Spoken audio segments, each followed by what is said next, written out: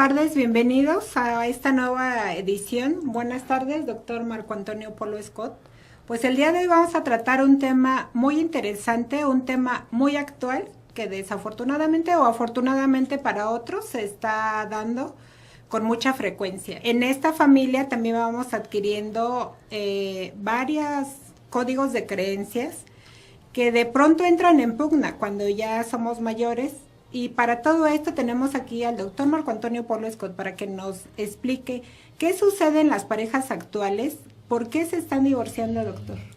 Buenas tardes, amigos, amigas. Una pregunta bastante complicada y tal vez el conflicto principal es quererla generalizar.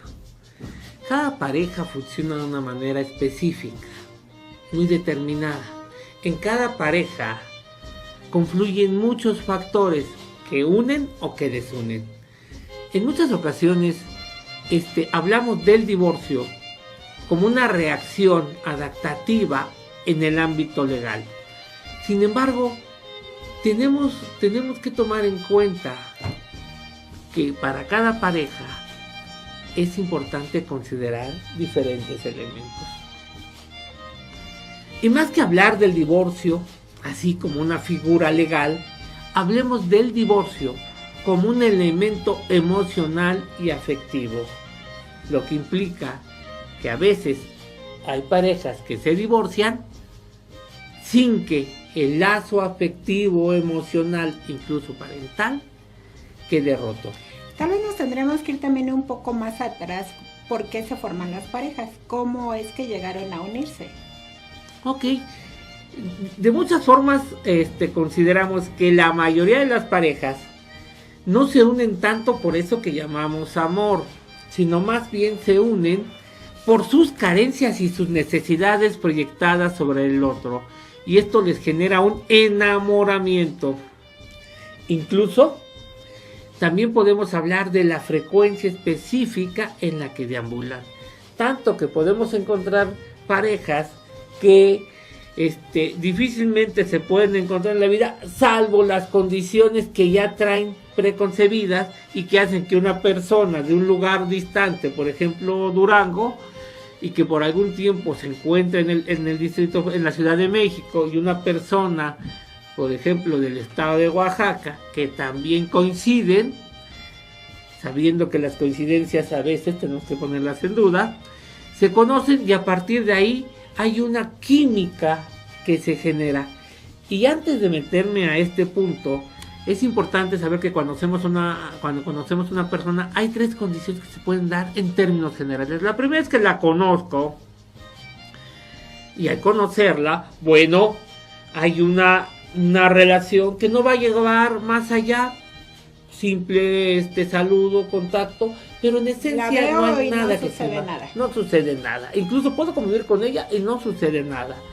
Luego hay un tipo de relación más cercana, donde es rico, agradable convivir con una persona. Algunas de estas personas van a convertirse posiblemente temporalmente en pareja, y muchas de ellas solamente serán amistades o serán conocidos cercanos. Pero ahí ya hay bioquímicos cerebrales, ya hubo ahí la interacción de bioquímicos, o todavía no.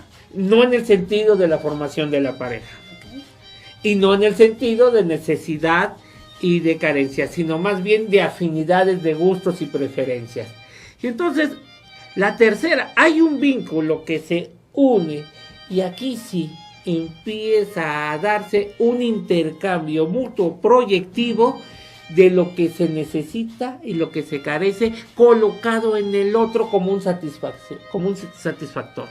Significa esto que me gusta lo que voy conociendo de la otra persona, y a la otra persona le va gustando lo que yo poseo y estoy proporcionando y dando a la relación. Porque se asemeja a mi pareja idealizada que tengo de alguna manera en mi mente.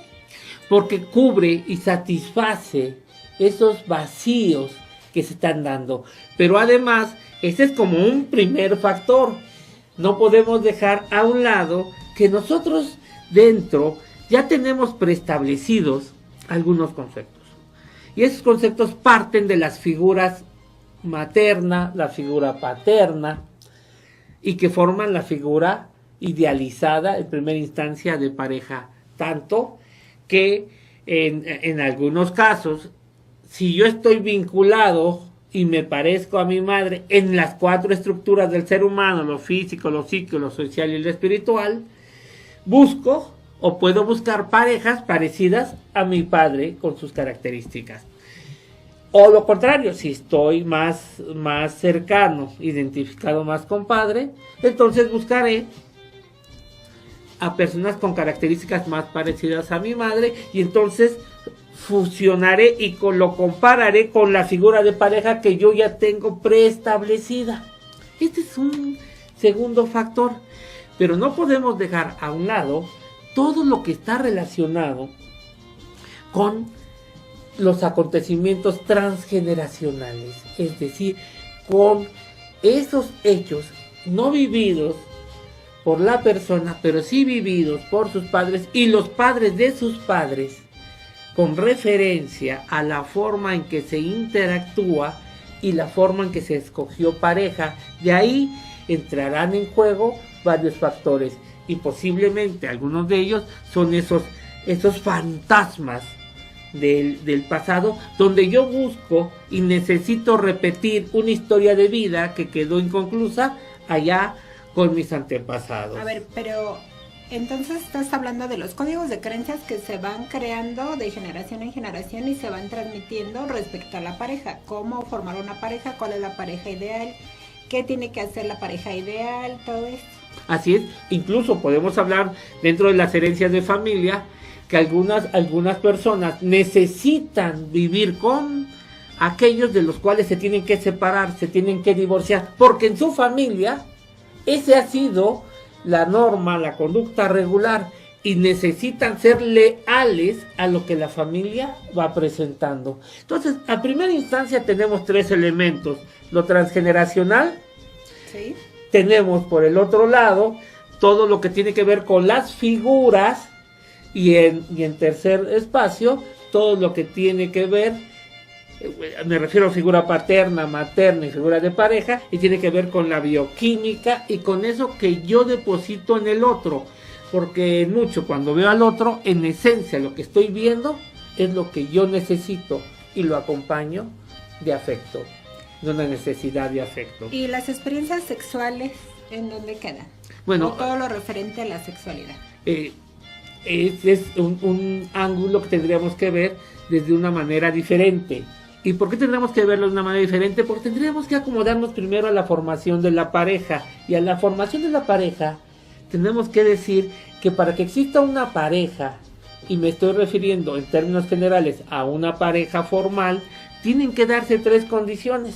La primera es que compartan un proyecto de vida, es decir, que ellos, dentro de su planeación y proyección hacia adelante, consideren y determinen que juntos van a conseguir y lograr algunas metas establecidas. Pueden lograr algo. Por ejemplo, el de tener hijos, el de vivir juntos, el de compartir el de viajar, el crecimiento, viajar, el tener una casa, comprar pertenencias, poseer cosas materiales. La segunda es que haya un afecto. Regularmente a este afecto le llamamos enamoramiento o le llamamos más coloquialmente amor, aunque no corresponde a lo que en esencia en la psicoterapia transpersonal significa. Entonces, hay algo afectivo que nos une. Entonces, y el tercero... Perdón, pero a ver. Entonces, ¿la psicoterapia transpersonal no concibe el enamoramiento?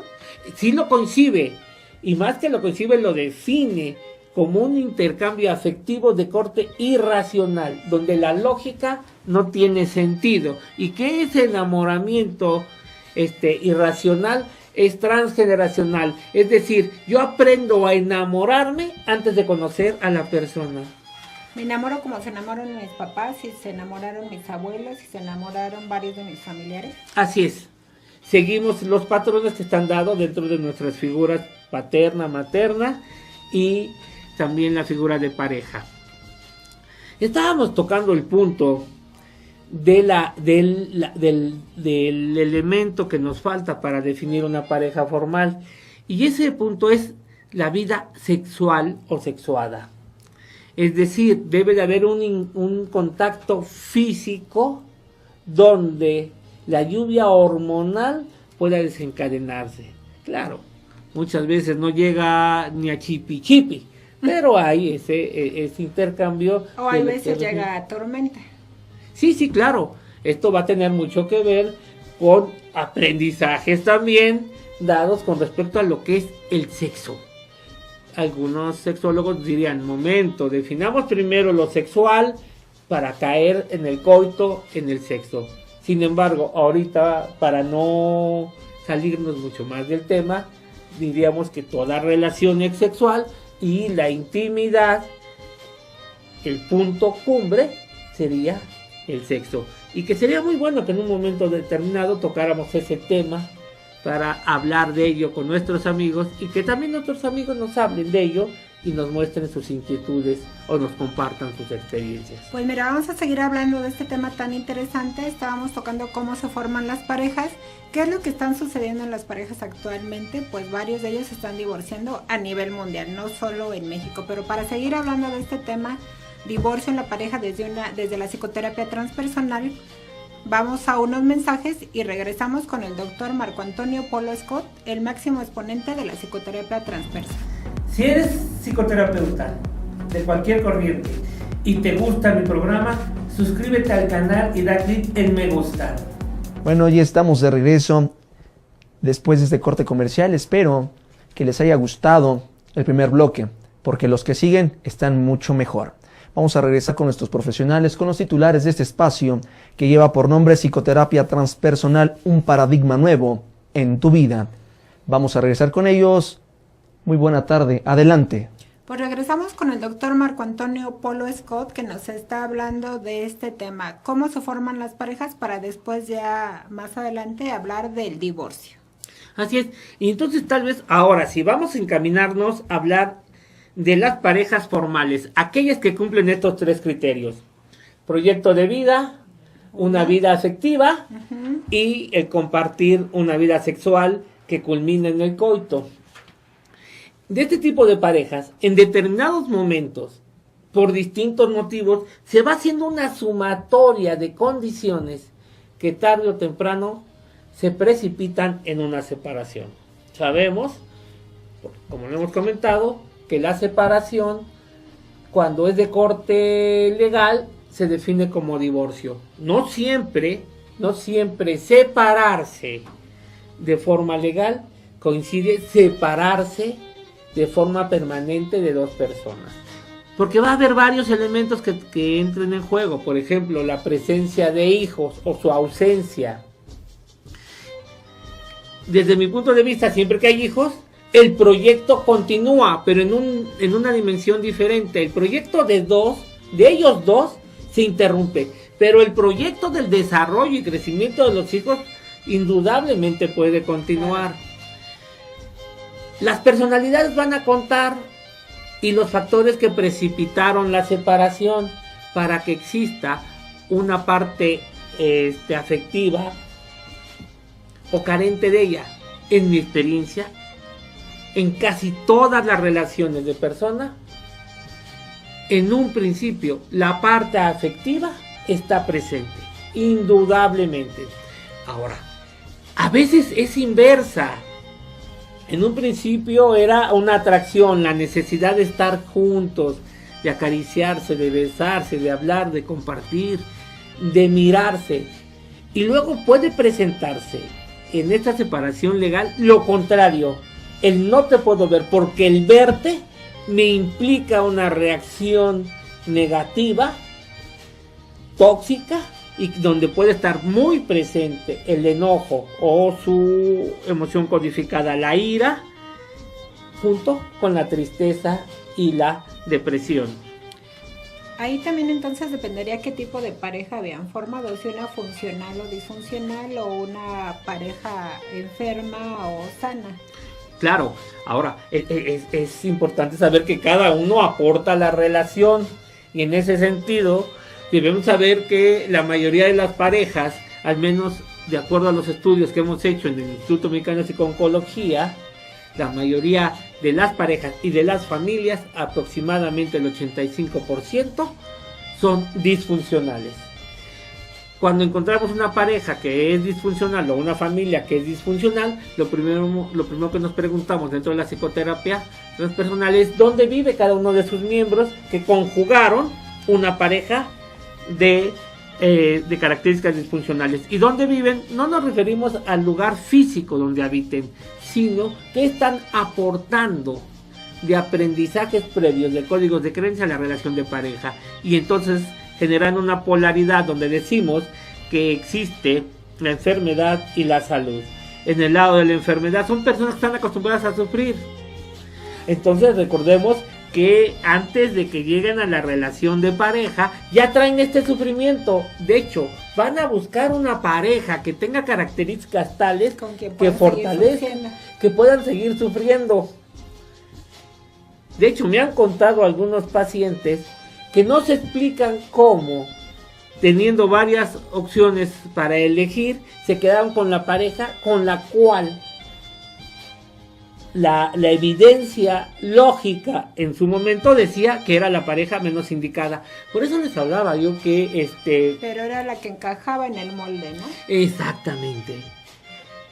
Recordando lo que hemos dicho, el molde de necesidad con respecto a la falta de afecto, pero también qué sucedió con mis antepasados. Entonces, el sufrimiento se vitaliza, se nutre de la culpa, de la victimización, de la soledad. Y para que esto encuentre la fórmula perfecta, son personas que tienden a ser obsesivo-compulsivas en el sentido de ser controladoras, personas extremadamente controladoras, que tienden al perfeccionismo necesario de los demás, no de ellas. Entonces, por el otro lado, tenemos que las parejas que no viven en la enfermedad posiblemente habitan del otro lado, que se llama la salud, y en la salud es importante resaltar algunos elementos. Por ejemplo, que son parejas que son responsables, o mejor dicho, personas responsables, pero no responsables con los demás, sino consigo mismo. Claro. De igual forma, son personas honestas hacia sí mismo, cosa que choca con muchos códigos de creencia de las personas que viven en la enfermedad, que creen que necesitan ser honestos hacia el otro, aunque repriman sus necesidades. Para ser honesto y respetarme, necesito ser responsable de lo que necesito y satisfacer lo que necesito. Luego entonces tenemos... Ahí quisiera hacer una interrupción. Cuando satisfago lo que yo necesito, de pronto puedo tal vez estar como agrediendo al otro en mi afán de decir yo necesito, yo primero, yo me doy, yo busco. ¿Y qué pasa ahí? Porque este nuevo paradigma de pronto es como que por un lado sí se escucha muy bonito, sí, darme lo que yo necesito, pero ya cuando hay una pareja, creo que tendría que haber también como un acuerdo o algo así, porque si no, entonces ¿para qué esto no en pareja? Exactamente. Y yo creo que el elemento fundamental que acaba de mencionar maestra es comunicación, ese acuerdo. Y mucho de lo que sucede se da por falta de comunicación. ¿Pero por qué no hay falta de comunicación? Por distintos elementos, y uno de ellos porque no existe confianza. Y cuando no existe confianza y ligado a todos los antecedentes, entonces cada uno va por su lado. Eso es un elemento fundamental de las parejas funcionales. Pensando que están unidas, se encuentran separadas, y esa separación hace un abismo que no tiene puente. Y no tiene puente porque no saben que existe el abismo. Alguno de ellos llega a preguntarle a alguno: oye, ¿dónde estás? Ah, pues yo por acá con la familia. ¿Y tú? No, yo por acá buscando que la familia crezca. Eso se da en las parejas disfuncionales. Retomando el punto del último elemento, donde corresponde La salud, hablamos de compromiso, pero de igual forma, el primer compromiso es con uno mismo. Y cuando una persona sabe comprometer consigo mismo, entonces puede comprometerse con los demás. Claro. Juntos generan el amor. Pero este es un amor incondicional hacia sí mismo en primera instancia. Pero es difícil que en una familia se les enseñe cuando son pequeños. Porque el primer amor que se les enseña es el amor por la familia, para de ahí pasar a amarse a sí mismo. Pero en muchos de los medios, los códigos de creencia es: amas a la familia, después a la familia, después a la familia, y en el último espacio vas a amar a la sociedad. No te vas a amar a ti mismo. Entonces, cuando la persona no se sabe querer, pues obviamente no sabe respetar, no sabe ser honesta, no es responsable, no es comprometida, pero sí vive en enfermedad, y entonces por medio de la culpa tiende a lanzar al otro lo que esta persona no ha sido capaz de llevar a cabo. Y como no ha sido capaz de llevarla a cabo, entonces es más fácil decir que el otro está equivocado antes de reconocer sus propias faltas. Pues sí, todo esto implica un conocimiento extremo de uno mismo, y pocas personas lo logran. Para seguir hablando de este tema tan interesante, regresamos en unos momentos, porque ya nos están llegando algunas preguntas del público, pero estas las vamos a ver después de unos breves instantes. Deja tus preguntas y aportaciones de la psicoterapia transpersonal en la caja de comentarios. Y ya estamos aquí de regreso en este programa Psicoterapia Transpersonal, un paradigma nuevo en tu vida. Bueno, como le hemos platicado, como ustedes saben, el INPO sigue creciendo. El INPO cada día se expande. Es por ello que estamos en apertura en 2 nuevas licenciaturas, en Administración y Finanzas y Informática Administrativa. Esto es Radio INPO del Instituto Mexicano de Psico-Oncología. Regresamos con los profesionales. Adelante.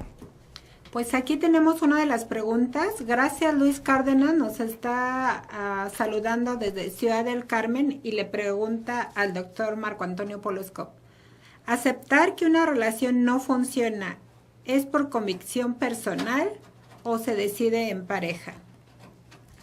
Es una pregunta complicada porque no conozco los antecedentes de la pareja. Lo que me queda claro es que un ser humano, indistintamente, va a pensar en él y en su individualidad. Y en este sentido va a explorar qué es lo que sucede dentro de él que no permite que funcione la relación de pareja. Puede ser que las expectativas colocadas en la otra persona no fueron satisfechas. Puede ser que se hayan presentado algunas condiciones contrarias, como engaño, como maltrato, como vejación. Entonces esto impide que se haga. Yo creo que lo primero es hacer un planteamiento individual, y en ese planteamiento individual saber qué es lo que yo esperaba de la relación de pareja que no estoy recibiendo, qué es lo que yo coloqué en la pareja que no le pertenece, y también ese conjunto de factores. A veces, y en mi experiencia me ha tocado, que parejas que están próximas a romper, a divorciarse, uno de ellas decide venir a terapia y la otra, ya estando en terapia, se anima, y cuando empezamos a trabajar nos damos cuenta que esa relación no está funcionando, pero no está funcionando no porque no tenga futuro, sino porque están viendo a la persona equivocada. A veces el pasado cuenta, muchas veces. Y entonces resulta ser que colocaron sobre la pareja actual una pareja anterior con la cual quedaron muchos asuntos inconclusos. Y como quedaron muchos asuntos inconclusos, esos se hacen presentes. El pasado se hace presente en la nueva relación, y entonces como consecuencia lo que sucede es que no es que la pareja no tenga futuro, sino están viendo a personas equivocadas sin darse cuenta. Y obviamente sus condiciones y su forma de ver la pareja no satisfacen lo que ellas esperaban. Hay cosas que son irreversibles cuando hay una separación. ¿Cómo qué cosas? Como el maltrato físico. Es muy, muy complicado. que una persona cambie esto, porque va a requerir de un proceso psicoterapéutico bastante prolongado. Bastante largo. Entonces, tomando en consideración esto, la primera indicación, de acuerdo a lo que nos comenta nuestro amigo Luis Cárdenas, es saber qué es lo que yo quiero. No estar en una relación de pareja por estar. Pero tampoco significa romper por romper. Primero saber qué es lo que está sucediendo conmigo, qué estoy trayendo del pasado, qué estoy trayendo de mi familia que se está haciendo presente en la relación y para la cual tengo que cumplir y hacer efectivas mis lealtades familiares. Tengo que ver si no en la parte transgeneracional hay secretos que se están presentando como criptas o como fantasmas y que hacen que a pesar de que yo sienta y tenga motivación afectiva, no se pueda dar. Miren, a veces las relaciones sexuales toman una dimensión más grande y resulta ser que la pareja no se ha comunicado esa necesidad de llevar relaciones sexuales más intensas, más activas, y entonces eso se vuelve monótono y deja de tener sentido como una parte de placer y solo se hace como una función fisiológica. O sea, ¿te refieres a que tal vez hacen 2 o 3 posiciones y no exploran más su cuerpo o otras cosas que les incentiven más? Así es.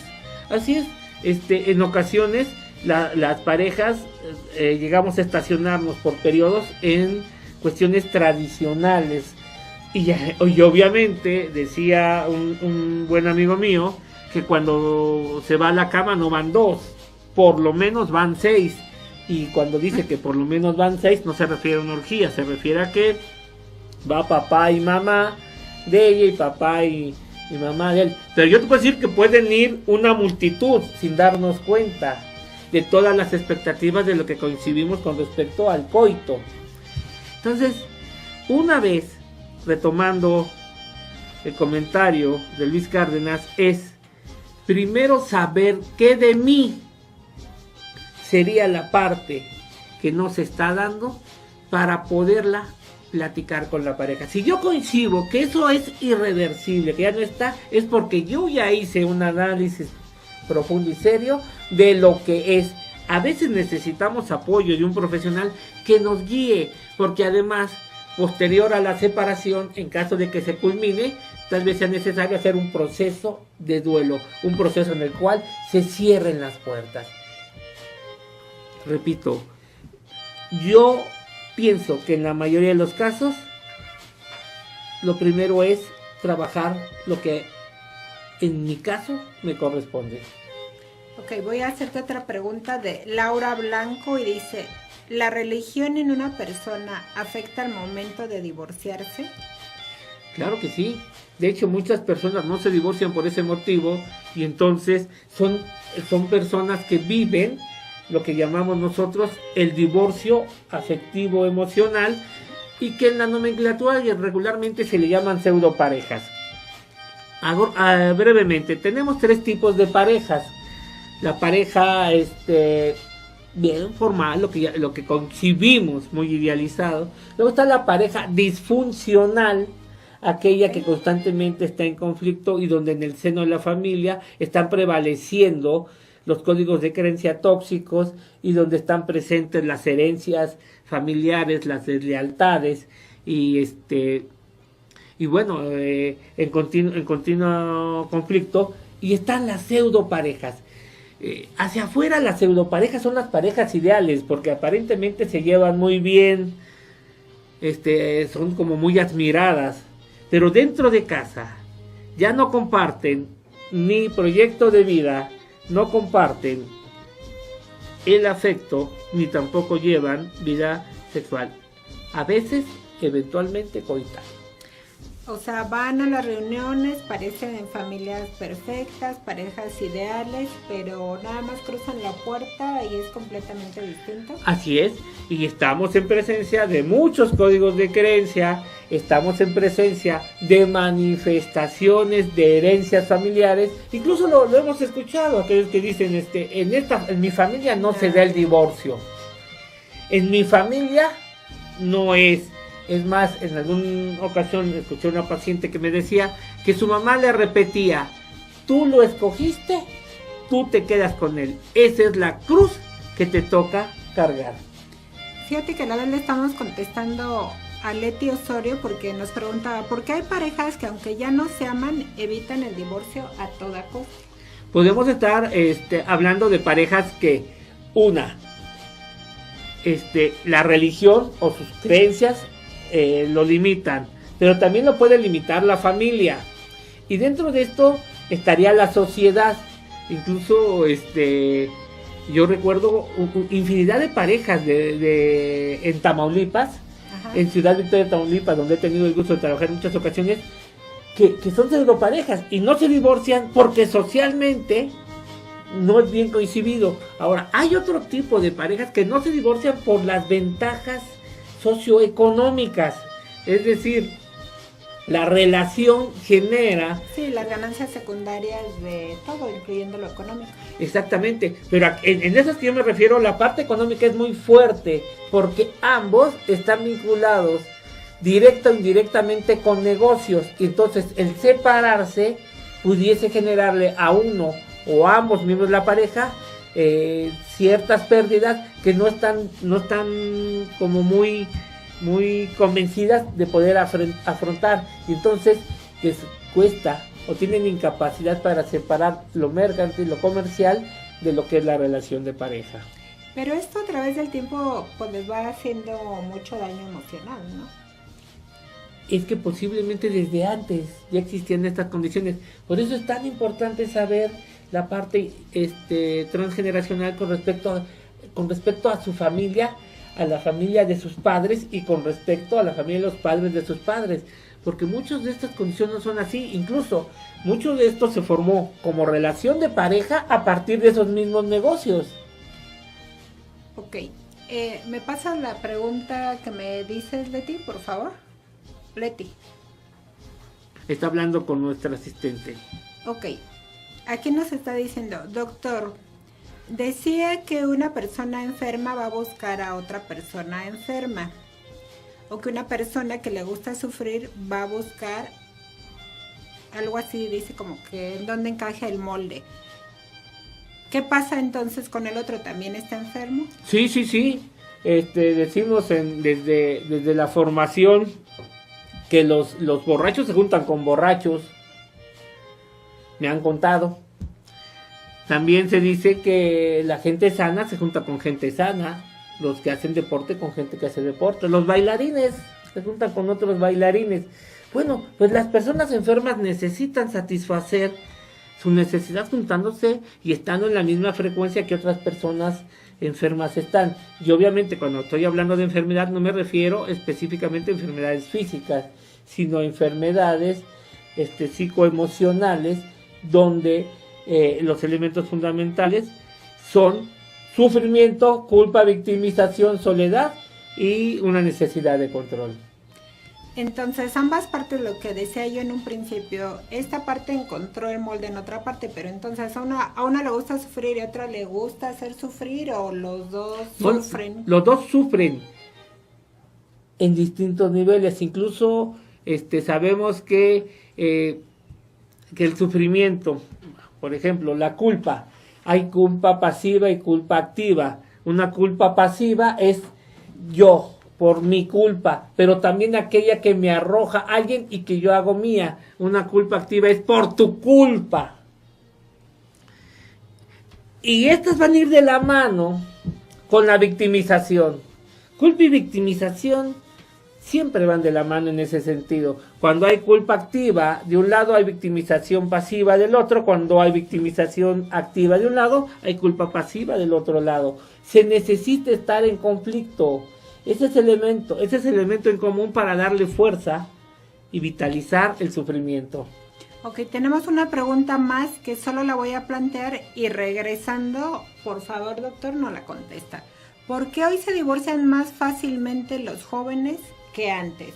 Pero esto lo vamos a ver regresando de este corte. Estamos en Psicoterapia Transpersonal, un nuevo paradigma en tu vida, con el doctor Marco Antonio Polo Escobar.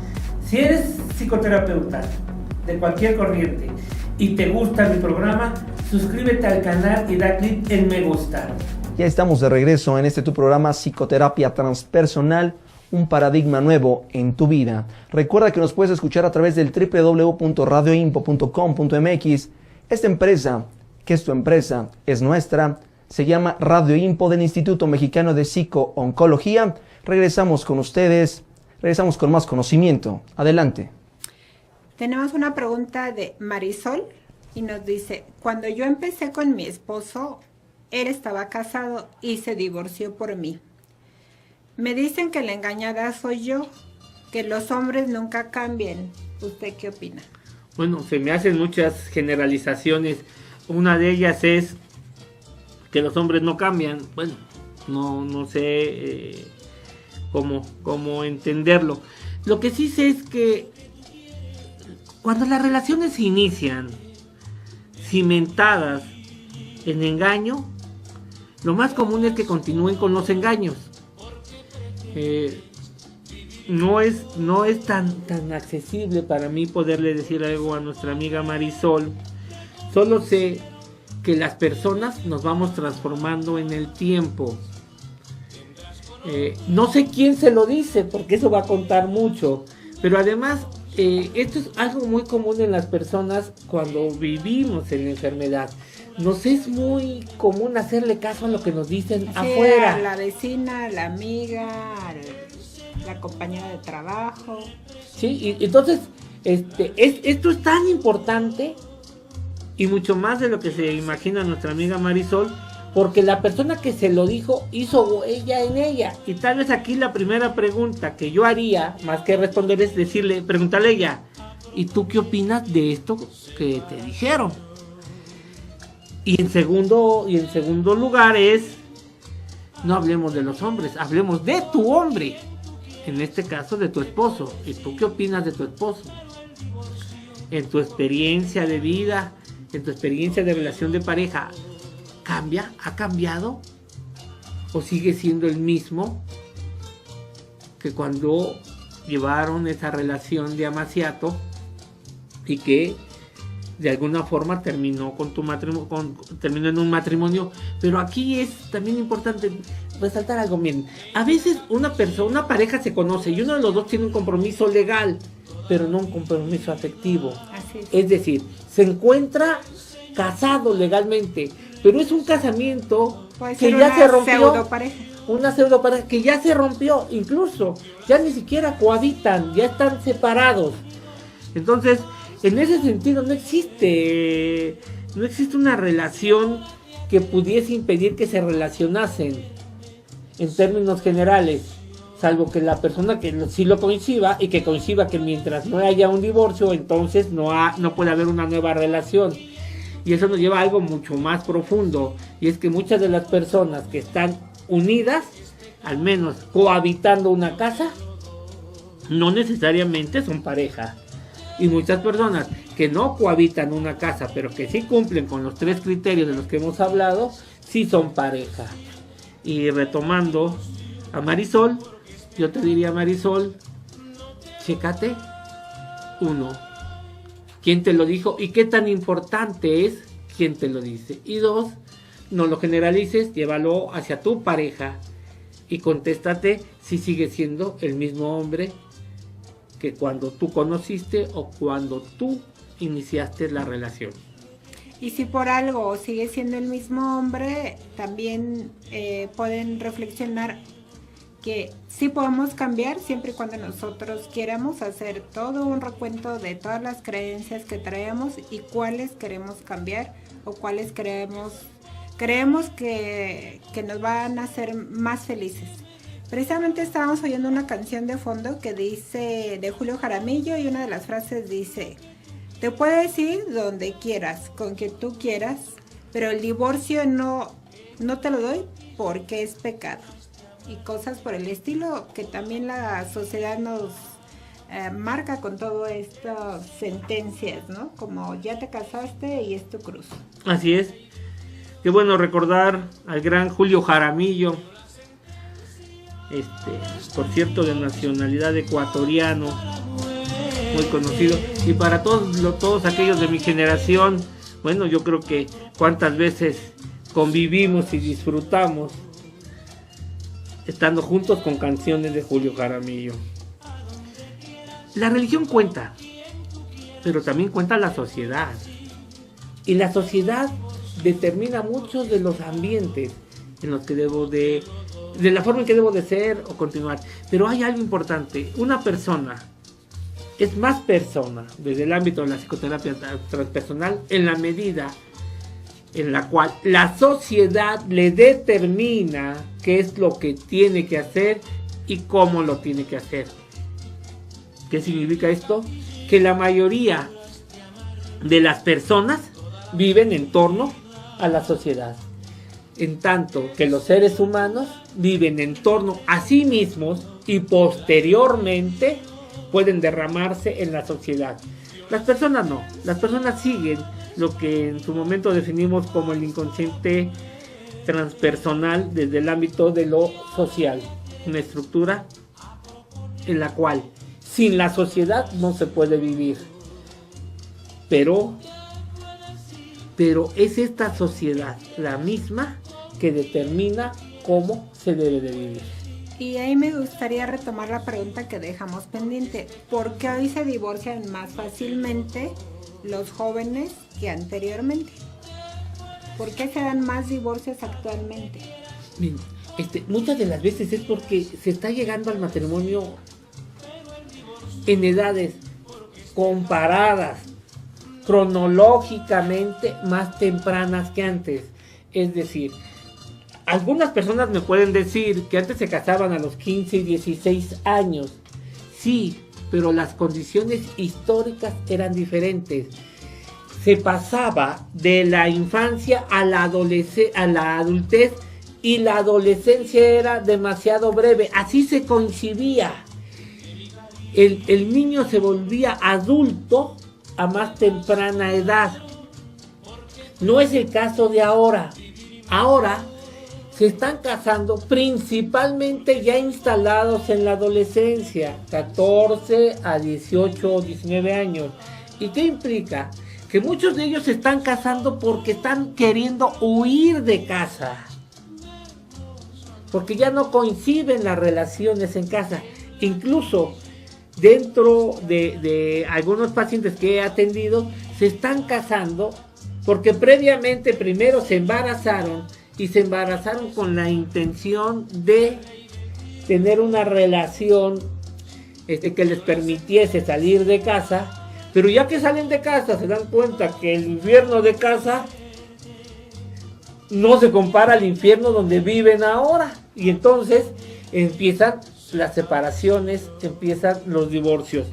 Entonces, mucho de lo que se da con los jóvenes es la necesidad de salir de casa, porque en casa no están encontrando el afecto, el amor, el respaldo, la seguridad y protección que esperan, y creen en su inexperiencia que lo van a conseguir por fuera. Como saben que no se pueden casar sin que haya un compromiso, entonces se embarazan. Más sin en cambio, tú nos hablabas de la sociedad y yo creo que la sociedad también ha ido cambiando. Que los códigos de creencias donde antes el divorcio era lo peor que podía sucederle a una familia y ahora ya es más aceptado. También la sociedad actual está más encaminada como a lo individual, a primero tú, después tú y al último tú, y como a lo nuevo y a todo esto. Esto no influye, o sea, toda la publicidad que también vemos por todos los medios, como para decir no estás en familia, porque influye en la toma de decisiones de los jóvenes. ¿Qué opinas de esto? Claro que sí. Vivimos en una sociedad muy distinta a sociedades más adelante. Sin embargo, sigo pensando que mucho de lo que está sucediendo socialmente es parte de lo que sucede en familia. Y en familia, donde ya aprendieron a vivir en divorcio, se enseña que se puede vivir el divorcio. Incluso en algunas de ellas, sobre todo en familias urbanas, en la sociedad no hay tanto conflicto en el divorcio. Por ejemplo, en la Ciudad de México tenemos hasta los divorcios express, muy rápido, se ponen de acuerdo, van y se separan y en unas cuantas horas están desligados. Cuestión que no sucede, no sucedía anteriormente, había todo un proceso, pero también eso que decimos cambiante, que es una sociedad que ha cambiado, bueno, yo te diría que no tanto. Lo que pasa es que muchas veces solo lo vemos a través del prisma de la Ciudad de México o de las grandes ciudades, o lo vemos a través de comparar con las grandes ciudades de otros países. Pero no es el caso, por ejemplo, de nuestro México y en provincia, y no necesariamente México rural. Te pongo el caso de Ciudad Victoria, pero tenemos un caso muy parecido en Nuevo León. Yo por algún tiempo estudié en Guasave, Sinaloa, y era el mismo caso. O sea, el divorcio no se estaba dando. O sea, ¿cómo se separaba una pareja? Porque uno de los dos perdía la vida. Es decir, se enviudaba. La separación de la pareja era por viudez, no por divorcio. Entonces, aunque hemos evolucionado socialmente, en términos generales, la sociedad sigue considerando como recriminante el divorcio, contrario al matrimonio. Pero además, no es lo mismo una mujer o un hombre divorciado que una mujer o un hombre viudo. La viuda puede pasar a ser parte de la familia de nuevo, incluyendo sus hijos. La divorciada no.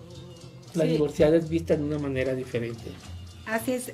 Recuerdo que la semana pasada estuvimos con el maestro Gilberto Arbizu. Él enviudó y hizo mención todos los logros que vio en su persona a través de un proceso de psicoterapia. Por cierto, te mando a agradecer mucho. Todo un proceso de psicoterapia puede ayudar a las personas que estén actualmente en divorcio. Es recomendable que tomen todas las que se estén divorciando y claro, tengan, no sé, emociones desplacenteras, que tomen terapia, o no todas tienen que tomar terapia. Bueno, en términos generales yo recomiendo que lo tomen para divorciarse o no divorciarse, porque estoy muy convencido que mientras haya una chispita ahí chiquita de amor, esa pareja, esa relación se puede salvar si los dos están dispuestos a hacerlo. Claro, muchas de las ocasiones cuando hay duda vale la pena tener la opinión de un profesional, porque la mayoría de los divorcios no tienen que ver tanto con esta forma de vivir de la pareja, sino con el pasado de cada una de ellas. Y en ese sentido, hacer consciente lo que no está consciente es fundamental para tomar decisiones trascendentes en la vida. Y en ese sentido, si estoy informado de quién soy, cómo funciono, qué es lo que quiero, puedo tomar mejores decisiones que si simplemente navego en ese mar de dudas. Ok, entonces la recomendación es para todos los que nos estén viendo y si de alguna manera quieren conocerse más, que tomen psicoterapia, y en este caso lo que estamos recomendando es la psicoterapia transpersonal, que se da aquí en el Instituto Mexicano de Psico-Oncología. Vamos ya a regresar al último bloque de este gran programa, pero vamos a un breve corte comercial y regresamos con el doctor Marco Antonio Polo Scott. Y ya estamos de regreso en este programa que es muy interesante, es muy bueno, es de Calidad IMPO, es psicoterapia transpersonal, un paradigma nuevo en tu vida. Todos nacemos con alas, pero es nuestra decisión el aprender a volar. Esto es Radio IMPO del Instituto Mexicano de Psico-Oncología y regresamos rápidamente con los profesionales. Doctor Marco Antonio Polo, ¿cómo aprender a volar? Conociéndose. Y en mucho a veces necesitamos el apoyo de un profesional que nos ponga el panorama, que nos lo muestre. Y en ese sentido, cuando yo aprendo a volar con conocimiento, tiendo a volar mucho, mucho más alto.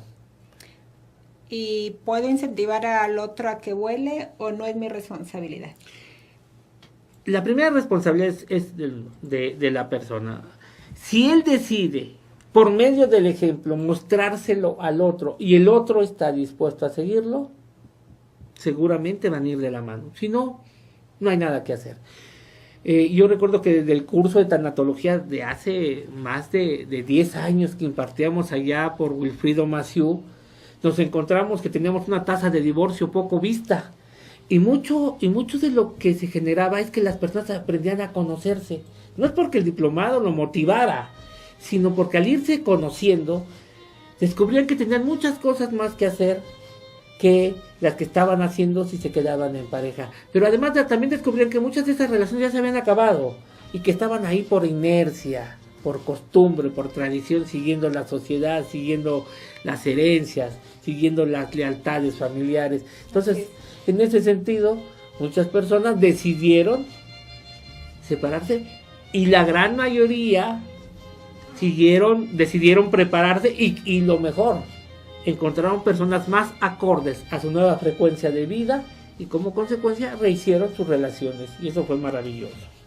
Pues estamos aquí aprendiendo a volar juntos en este programa Psicoterapia Transpersonal, un nuevo paradigma en tu vida. Doctor, muchas gracias por estar aquí, gracias por compartir este viaje, como lo dijimos hace 8 días, este nuevo viaje que estamos emprendiendo aquí en el Instituto Mexicano de Psico-Oncología. Muchas gracias amigos, amigas, muchas gracias maestra Ana María Rico. Hasta pronto, buena tarde.